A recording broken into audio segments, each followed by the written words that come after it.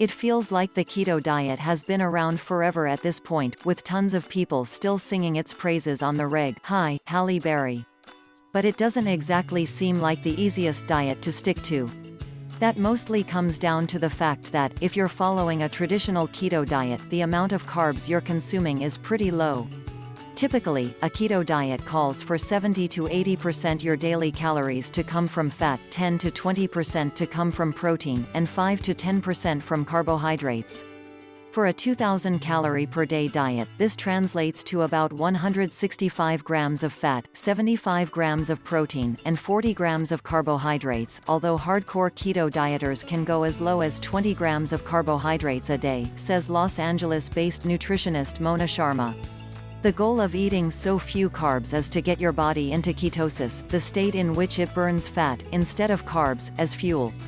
Eating too many carbs can take you out of ketosis, lowering your chances of those dramatic weight loss results you've seen. That's why a lot of people who are following keto will nix fruits and veggies altogether. But that's actually not a great idea. Most people on a strict keto diet remove all fruits, with the exception of berries in moderation, Sharma explains. However, I advise clients to eat an abundance of nutrient-dense, colorful, whole foods like vegetables and fruits in moderation daily. Lack of fiber from a variety of fruits and vegetables is detrimental to our gut microbiome. Keto constipation is real, guys. Essentially, you need some fruit and veg in your diet, as well as non-starchy carbs, in order to get the vital fiber and nutrients you need. So what kinds are best when you're keto? As compared to rice and other grains, foods like squashes and sweet potatoes are better bets in terms of the quality of the carbs. But you still can't load up on them you can on other diets. Here's what you need to know about eating sweet potatoes when you're keto. So, are sweet potatoes actually keto-friendly? Well, technically, no. On a standard keto diet, sweet potatoes are considered too high in carbohydrates, and are excluded because they make it difficult to remain in ketosis, says Sharma. On average, a medium sweet potato has 27 grams of carbs, which would make up over half your allotted daily carbs on a traditional keto diet. The thing is, there are different types of keto diets, and some of them may allow more carbs than others. For instance, the cyclic keto diet allows for 1 to 2 days a week of higher carb days, about 140 to 160 grams per day. This type of keto diet does take you out of ketosis temporarily, but it's often followed by athletes who need a higher carb day after intense activity in order to properly replenish their energy stores. Another carb-friendly version of the keto diet is the targeted keto diet, where dieters consume 20 to 50 grams of carbs around 30 minutes before working out, with the assumption that even though this may put them out of ketosis temporarily, the additional carbs are burned off immediately and won't get stored as body fat.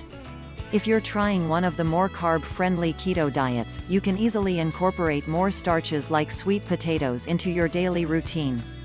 If not, it'll be a little trickier to enjoy sweet potatoes. However, there is a way that you can. How can I eat sweet potatoes on a standard keto diet? A lot of people on the keto diet don't just keep track of their overall carb consumption, but also the amount of net carbs they're consuming. The concept of net carbs was popularized by the Atkins diet. They're the amount of carbohydrates left over in a food once you subtract the fiber and sugar alcohol from the total carb count. Essentially, the theory is that since your body can't digest most of the fiber and sugar alcohols, they don't need to be counted. Tracking net carbs instead of total carbs makes it a little easier to fit sweet potatoes into your 40 grams of allotted daily carbs on the keto diet. For a basic medium-sized sweet potato, you'd remove the fiber content 3.8 grams to get an average of 24 net carbs. It's also important to note that you don't have to eat the entire sweet potato if you want to keep your carb count low. Just cut the portions. Consider adding in sweet potatoes or your favorite vegetables according to the net carbs appropriate for your activity levels, says Sharma. Basically, if you're working out a ton or at a super high intensity, you can easily have more carbs and burn them off without totally throwing off your keto diet. What's the most keto-friendly way to prepare sweet potatoes? Sorry to break it to you, but your favorite maple sweet potatoes are off the table on the keto diet. Essentially, anything made with sugar isn't sustainable on the keto diet, since sugar is a carb, says Sharma. However, you can definitely add some yummy savory options, like cheese, sour cream, or avocado oil. Cooking with a lot of oil helps shift the macros of the dish toward being more fat-dominant, says certified nutritional consultant Ariane Resnick.